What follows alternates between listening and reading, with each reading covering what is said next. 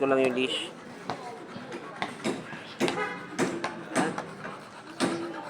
Para medyo maikli.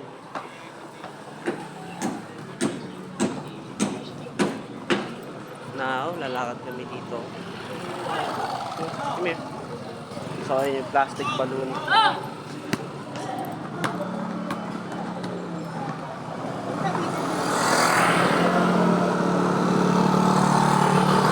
Wala, wala.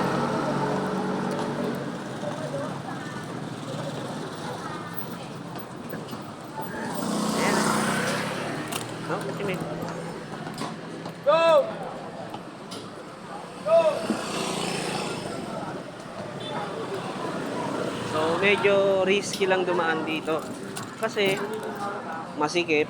May mga kapark doon.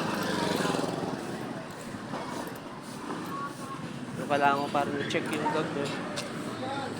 Hanggang saan lang muna kami habang naglalakad.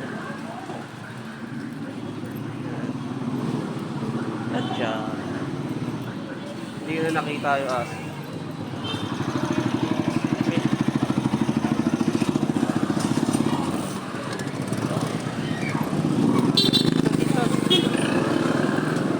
Tao, dahil may sasakyan, maingay, stress yung aso yun sa ganyan. So ayun, may nakita akong ganun.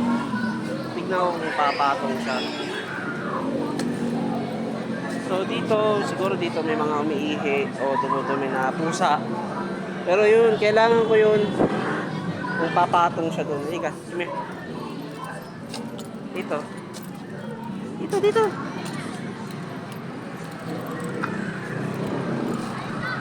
So, ewan ko lang, mapapapatong ko yung aso dito. Pero at least, alam niya yan. So, balang araw, gusto ko magamit ng mga aso nyo sa training. Kung mapapajump ko siya dyan, kasi medyo mataas na to. 2 feet siguro to. Bang ano ko na eh. Bang ko na. Pero in-introduce ko lang sa kanya, pinakita ko lang sa kanya. Gemma.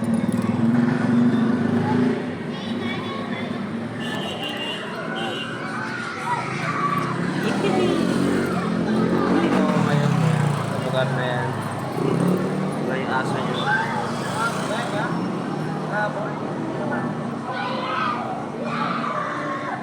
Nice. Good job. So isang sa delikado yung mga dogs na yan. Yung mga delikat. So hindi ko ilalakad si Gemma doon. Hindi ka na. Yan. Ha? Ayan, kami. Gemma. Yan. So, lakad lang kami ulit. Ang tagal ng mga aso, hindi ko lang nakikita. May pusa doon, hindi niya naman yun napansin. Oy! Ang ginawa niya, umihi siya. So, nag-marking siya doon. So, ay may pusa doon. Hindi niya naman tina-target lang. Hindi niya lang napansin. Wait lang, come here. So, hintayin ko lang dumaan yung sasakyan. Dito, Gemma. Come here.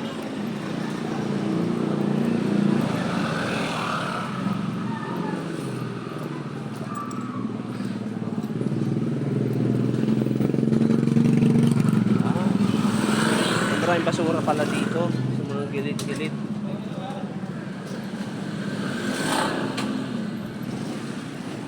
So, umiihi naman yung aso. Ibig sabihin, nagmamarking siya doon. So, wala naman ang magagawa kung gusto niya gawin yun. Nature niya na yun na gawin. Basura. Yan. So, dito muna. Babalik ko na siya doon sa inyo.